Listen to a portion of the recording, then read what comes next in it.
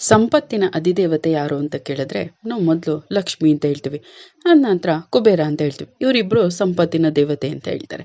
ನಾವು ಲಕ್ಷ್ಮೀ ದೇವಸ್ಥಾನಕ್ಕೆ ಹೋದಾಗ ಲಕ್ಷ್ಮೀ ದೇವ್ರ ಹತ್ರ ಕೇಳ್ಕೊಳ್ಳೋದು ಸಂಪತ್ತು, ಆಯುರ, ಆರೋಗ್ಯ, ಐಶ್ವರ್ಯ ಕೊಡು ಅಂತ ಕೇಳ್ಕೊತೀವಿ.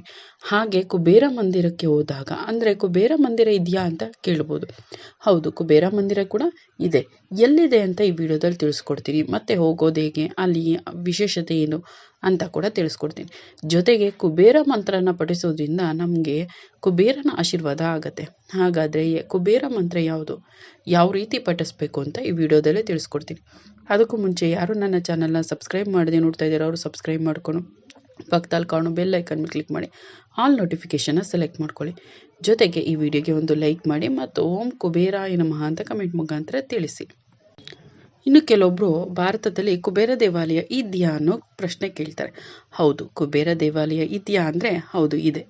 ಈ ದೇವಸ್ಥಾನಗಳಿಗೆ ಹೋಗಿ ಅಲ್ಲಿ ಪೂಜೆ ಮಾಡಿಸ್ಕೊಂಡು ಬಂದ್ರೆ ನಮಗೆ ಹಣದ ಸುರಿಮಳೆ ಆಗತ್ತೆ, ಹಣ ಹೆಚ್ಚುತ್ತೆ, ಸಂಪತ್ತು ಹೆಚ್ಚುತ್ತೆ ಅಂತ ಹೇಳ್ತಾರೆ. ಭಾರತ ದೇಗುಲಗಳ ತವರು. ಇಲ್ಲಿ ತುಂಬಾ ಲಕ್ಷಾಂತರ ದೇವಸ್ಥಾನಗಳು ಇದೆ. ದೇವಸ್ಥಾನಗಳ ಮನೆ ಅಂತ ಕೂಡ ಇದನ್ನ ಕರೀತಾರೆ. ಉತ್ತರದಿಂದ ದಕ್ಷಿಣಕ್ಕೆ, ಪೂರ್ವದಿಂದ ಪಶ್ಚಿಮಕ್ಕೆ ಎಲ್ಲ ಧರ್ಮದ ಸಾವಿರಾರು ದೇವಸ್ಥಾನಗಳನ್ನ ನಾವು ಕಾಣ್ಬೋದು. ಇಲ್ಲಿ ನಾವು ದುರ್ಗಾದೇವಿ, ಚಾಮುಂಡೇಶ್ವರಿ, ಶಿವ, ವಿಷ್ಣು, ಗಣೇಶ, ಲಕ್ಷ್ಮಿ, ಆಂಜನೇಯ ಹೀಗೆ ಹಲವಾರು ದೇವಸ್ಥಾನಗಳನ್ನ ಕಾಣ್ಬೋದು. ಮತ್ತು ಆ ದೇವಸ್ಥಾನಗಳಿಗೆ ಅದರದೇ ಆದ ವಿಶೇಷ ದಿನಗಳಲ್ಲಿ ಹೋಗಿ ನಾವು ದೇವರ ಪೂಜೆಯನ್ನ ಮಾಡಿ ಆಶೀರ್ವಾದವನ್ನ ಪಡ್ಕೊಂಡು ಬರ್ತೀವಿ. ಕುಬೇರ ಸಂಪತ್ತಿನ ದೇವತೆ ಅಂತ ಕೇಳ್ತೀವಿ, ಅಂದ್ರೆ ಗಾಡ್ ಆಫ್ ವೆಲ್ತ್. ಕುಬೇರನ ನಾವು ಪೂಜೆ ಮಾಡಿದ್ರೆ ಆರ್ಥಿಕ ಸಮಸ್ಯೆಗಳು ನಿವಾರಣೆ ಆಗುತ್ತೆ. ಜೀವನದಲ್ಲಿ ಹಣಕಾಸು ಏನಾದರೂ ಪ್ರಾಬ್ಲಮ್ ಇದ್ರೆ ಅದನ್ನು ನಿವಾರಿಸ್ಕೊಂಡು ಹಣದ ಮಳೆಯೇ ಕೂಡ ಆಗುತ್ತೆ ಅನ್ನೋ ನಂಬಿಕೆ ಇದೆ.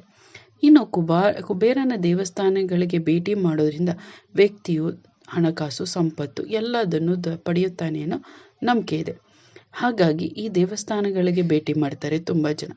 ಸಂತೋಷ ಮತ್ತು ಸಮೃದ್ಧಿಗಾಗಿ ಈ ದೇವರನ್ನ ಪ್ರಾರ್ಥಿಸ್ಕೊಂಡು, ಸಾಲದ ಸಮಸ್ಯೆ ಇದ್ರೆ, ಹಣಕಾಸು ಯಾರಾದರೂ ಕೊಡಬೇಕಾದ್ರೆ, ಯಾರು ನಾವು ಕೊಟ್ಟಿರೋರು ವಾಪಸ್ ಕೊಡಬೇಕು ಅಂದರೆ, ನಮ್ಗೆ ಯಾವ್ದಾದ್ರು ಹಣಕಾಸು ತೊಂದರೆ ಇದೆ, ಹಣಕಾಸು ಅಭಿವೃದ್ಧಿ ಆಗಬೇಕು ಅಂತ ಇದ್ರೆ ನಾವು ಈ ದೇವಸ್ಥಾನಗಳಿಗೆ ಹೋಗಿ ಬೇಡ್ಕೊಂಡು ಬಂದರೆ ಆ ಸಮಸ್ಯೆಗಳೆಲ್ಲ ನಿವಾರಣೆ ಆಗತ್ತೆ ಅಂತ ಹೇಳ್ತಾರೆ. ಇನ್ನು ಆ ದೇವಸ್ಥಾನ ಎಲ್ಲಪ್ಪ ಇದೆ ಅಂದರೆ, ಮೊದಲನೇದಾಗಿ ಉತ್ತರಾಖಂಡದಲ್ಲಿದೆ ಕುಬೇರ ದೇವಸ್ಥಾನ.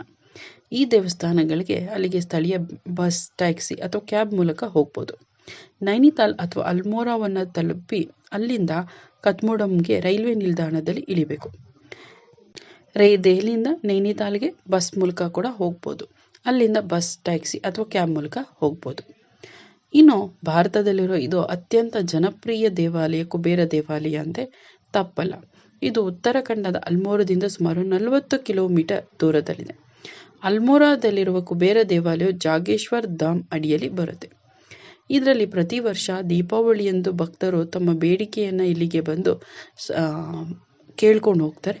ಇನ್ನು ಮಿಕ್ಕಿದ ದಿನಗಳಲ್ಲೂ ಕೂಡ ಇಲ್ಲಿ ಬಂದು ಹೋದ್ರೆ ಅವರಿಗೆ ಸಂಪತ್ತು, ಅಭಿವೃದ್ಧಿ ಆಗತ್ತೆ ಅಂತ ಹೇಳ್ತಾರೆ. ಹಣಕಾಸಿಂದ ಪ್ರಾಬ್ಲಮ್ ಇದ್ರೆ ಅದು ಕೂಡ ನಿವಾರಣೆಯಾಗಿ ನಮಗೆ ಹಣಕಾಸು ಮತ್ತು ಸಂಪತ್ತು ಎಲ್ಲ ವೃದ್ಧಿಯಾಗತ್ತೆ ಅಂತ ಹೇಳ್ತಾರೆ. ಈ ಪವಿತ್ರ ದೇವಾಲಯ ಪರ್ವತದ ತುದಿಯಲ್ಲಿದೆ. ಇದು ತುಂಬಾ ಸುಂದರ, ರಮಣೀಯವಾಗಿ ಕೂಡ, ಅಂದ್ರೆ ನೋಡೋಕ್ಕೂ ಕೂಡ ತುಂಬಾ ವಿಶೇಷವಾದ ಪರಿಸರ ಇದೆ ಅಂತ ಹೇಳ್ತಾರೆ. ಇನ್ನು ಎರಡನೇದಾಗಿ ಇರೋದು ಗುಜರಾತ್ನಲ್ಲಿದೆ. ಇದು ಕುಬೇರ ಭಂಡಾರಿ ದೇವಾಲಯ ಅಂತ ಹೇಳ್ತಾರೆ. ಇದು ಕೂಡ ಪವಿತ್ರ ಪ್ರಸಿದ್ಧ ದೇವಾಲಯಗಳಲ್ಲಿ ಒಂದಾಗಿದೆ. ಈ ಗುಜರಾತ್ ವಡೋದರಾ ನಗರದಲ್ಲಿದೆ. ಇದು ಸುಮಾರು 2500 ವರ್ಷಗಳ ಹಿಂದಿನ ಹಳೆಯದು ಅಂತ ಹೇಳ್ತಾರೆ. ಈ ದೇವಸ್ಥಾನ ವಡೋದರಾದಿಂದ 60 ಕಿಲೋಮೀಟರ್ ದೂರದಲ್ಲಿರೋದ್ರಿಂದ ವಡೋದರಾದಿಂದ ಟ್ಯಾಕ್ಸಿ ಅಥವಾ ಕ್ಯಾಬ್ ಮೂಲಕ ಹೋಗ್ಬೋದು. ಗುಜರಾತ್ನ ಎಲ್ಲ ನಗರಗಳಿಂದ ವಡೋದರಾಗೆ ರೈಲಿನ ವ್ಯವಸ್ಥೆ ಇದೆ.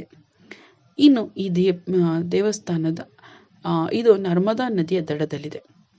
ದಂತಕಥೆಯ ಪ್ರಕಾರ ಭಂಡಾರಿ ದೇವಾಲಯವನ್ನ ಶಿವನು ನಿರ್ಮಿಸಿದ ಅಂತ ಹೇಳ್ತಾರೆ. ಇಲ್ಲಿಗೆ ಬಂದು ಹೋದ್ರೆ ಅವರಿಗೆ ಹಣದ ಕೊರತೆ ಬರೋದಿಲ್ಲ ಅಂತ ಹೇಳ್ತಾರೆ. ಈ ದೇವಸ್ಥಾನನ ತುಂಬಾ ವಿಶೇಷವಾಗಿ ಹೇಳ್ತಾರೆ. ಇಲ್ಲಿ ಬಂದು ಹೋದವ್ರಿಗೆ ಯಾವುದೇ ರೀತಿಯ ಹಣಕಾಸು ಸಮಸ್ಯೆಗಳು ಬರೋದಿಲ್ಲ ಅಂತ ಕೂಡ ಹೇಳ್ತಾರೆ. ಇನ್ನು ಮೂರನೇದು ಮಧ್ಯಪ್ರದೇಶದ ಕುಬೇರ ದೇವಾಲಯ. ಮಧ್ಯಪ್ರದೇಶದಲ್ಲಿ 3 ಕುಬೇರ ದೇವಾಲಯ ಇದೆ. ಒಂದು ಮಂದಸೌರ್ನಲ್ಲಿ, ಇನ್ನೊಂದು ಉಜ್ಜಯಿನಿಯಲ್ಲಿ ಮತ್ತು ಮೂರನೇದು ಖಂಡ್ವಾದ ಓಂಕಾರೇಶ್ವರ ದೇವಾಲಯದಲ್ಲಿ ಕೂಡ ಕುಬೇರ ಮಂದಿರ ಇದೆ ಅಂತ ಹೇಳ್ತಾರೆ. ಈ ದೇವಾಲಯಗಳಲ್ಲಿ ಖಂಡ್ವಾದ ಕುಬೇರ ದೇವಾಲಯ ಅಂದರೆ ಖಂಡ್ವಾ ಕುಬೇರ ಟೆಂಪಲ್ ಹೆಚ್ಚು ಪ್ರಸಿದ್ಧಿಯನ್ನು ಪಡೆದಿದೆ. ಇಲ್ಲಿ ಹೋದರೆ ಹಣಕಾಸಿನ ಸಮಸ್ಯೆ ಯಾವ ರೀತಿ ಎಲ್ಲ ರೀತಿಯ ಹಣಕಾಸು ಸಮಸ್ಯೆಗಳಿಗೂ ಕೂಡ ಪರಿಹಾರ ದೊರೆಯುತ್ತೆ ಅಂತ ಹೇಳ್ತಾರೆ. ಅಷ್ಟೇ ಅಲ್ಲ, ಅಲ್ಲಿ ಒಂದು ಶಿವಲಿಂಗ ಕೂಡ ಇದೆ ಅಂತ ಹೇಳ್ತಾರೆ. ಇಲ್ಲಿ ಕುಬೇರ ದೇವನು ಕಠಿಣ ತಪಸ್ಸನ್ನು ಮಾಡಿ ಈ ಶಿವಲಿಂಗವನ್ನು ಸ್ಥಾಪಿಸ್ತಾ ಅಂತ ಹೇಳ್ತಾರೆ. ಇನ್ನು ಓಂಕಾರೇಶ್ವರನ ದೇವಾಲಯನ ಮಧ್ಯಪ್ರದೇಶದ ಯಾವುದೇ ನಗರದಿಂದ ಕೂಡ ಹೋಗ್ಬೋದು ಅಂತ ಹೇಳ್ತಾರೆ. ರಾಜಧಾನಿಯಿಂದ ಇದು ಸುಮಾರು 257 ಕಿಲೋಮೀಟರ್ ದೂರದಲ್ಲಿದೆ. ಭೋಪಾಲ್ನಿಂದ ಓಂಕಾರೇಶ್ವರ ರೈಲುಗಳಿಗೆ ರೈಲಿದೆ. ಅಷ್ಟೇ ಅಲ್ಲ, ಖಂಡ್ವಾ ಕುಬೇರ ದೇವಾಲಯವು ಇಂದೋರ್ ನಗರದಿಂದ 78 ಕಿಲೋಮೀಟರ್ ದೂರದಲ್ಲಿದೆ ಅಂತ ಹೇಳ್ತಾರೆ. ನಾವು ಯಾವುದೇ ರೀತಿಯ ಸಮಸ್ಯೆ ಇದ್ರೂ ಸಮೃದ್ಧಿ ಸಂಪತ್ತುಗೋಸ್ಕರ ನಾವು ಕುಬೇರನ ಬೇಡ್ಕೋತೀವಿ. ಕುಬೇರ ಮಂತ್ರವನ್ನು ಪಠಿಸೋದ್ರಿಂದ ಅಂದರೆ ಈ ಎಲ್ಲ ದೇವಸ್ಥಾನಗಳಿಗೆ ಹೋಗೋದಕ್ಕಾಗಲಿಲ್ಲ ಅಂದರು ಮನೆಯಲ್ಲಿ ಕುಬೇರ ಮಂತ್ರವನ್ನು ಪಠಿಸಿದ್ರು ಕೂಡ ಕುಬೇರನ ಆಶೀರ್ವಾದ ಆಗತ್ತೆ ಅಂತ ಹೇಳ್ತಾರೆ. ಲಕ್ಷ್ಮೀದೇವಿ ಸಂಪತ್ತಿನ ಅಧಿದೇವತೆ ಆದರೆ ಕುಬೇರನು ಕೂಡ ಸಂಪತ್ತಿಗೆ ರಾಜನಾಗಿರುತ್ತಾನೆ. ಸಂಪತ್ತು ವೃದ್ಧಿಯಾಗಬೇಕು ಅಂದರೆ ಲಕ್ಷ್ಮೀ ದೇವತೆಯನ್ನು ಪೂಜೆ ಮಾಡುವಂತೆ ಕುಬೇರನನ್ನು ಕೂಡ ಅಷ್ಟೇ ಶ್ರದ್ಧಾ ಭಕ್ತಿಯಿಂದ ಕೂಡ ಪೂಜೆ ಮಾಡಬೇಕು. ಹೀಗಾಗಿ ಕುಬೇರ ಮಂತ್ರವನ್ನು ಓದಿದ್ರೂ ಕೂಡ ಸಂಪತ್ತು ವೃದ್ಧಿಯಾಗತ್ತೆ. ಯಾರು ಕುಬೇರ ದೇವಸ್ಥಾನಗಳಿಗೆ ಹೋಗೋಕ್ಕಾಗಲ್ಲ, ಎಲ್ಲರೂ ಕೂಡ ಹೋಗೋಕ್ಕಾಗಲ್ಲ ಅಂಥವರು ಮನೆಯಲ್ಲೇ ಕೂತ್ಕೊಂಡು ಕುಬೇರ ಮಂತ್ರವನ್ನು ಪಠಿಸ್ಬೋದು.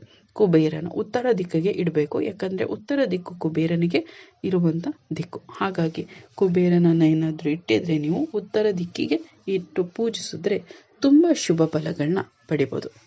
ಇನ್ನು ಕುಬೇರ ಮಂತ್ರ ಹೀಗಿದೆ: ಓಂ ಅಕ್ಷಯ ಕುಬೇರಾಯ ವೈಶ್ರವಣಾಯ ಧನ ಧಾನ್ಯಾಧಿಪತಯೇ ಧನ ಧಾನ್ಯ ಸಮೃದ್ಧಿ ಮೇ ದೇಹಿ ದಾಪಾಯ ಸ್ವಾಹ. ಇದು ಒಂದು ಮಂತ್ರ. ಇನ್ನು ಎರಡನೇದು ಅಷ್ಟಲಕ್ಷ್ಮಿ ಕುಬೇರ ಮಂತ್ರ. ಇದು ಓಂ ರೀಂ ಶ್ರೀಂ ಕ್ರೀಂ ಶ್ರೀಂ ಕುಬೇರಾಯ ಅಷ್ಟಲಕ್ಷ್ಮಿ ಮಮ ಗೃಹೆ ಧನಂ ಪುರಯ ಪುರಯ ನಮಃ.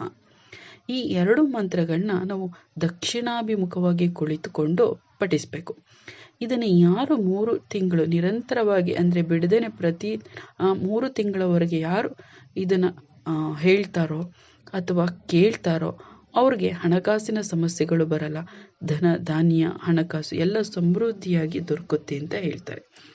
ಇದನ್ನು ಯಾರು ಹೇಳೋಕ್ಕಾಗಲ್ವೋ ಅಂದರೆ ನಮಗೆ ಮಂತ್ರ ಹೇಳೋಕ್ಕೆ ಕಷ್ಟ ಆಗುತ್ತೆ, ಸ್ಪಷ್ಟ ಬರಲ್ಲ ಅನ್ನೋರು ನೀವು ಆಡಿಯೋ ಕೇಳ್ಬೋದು.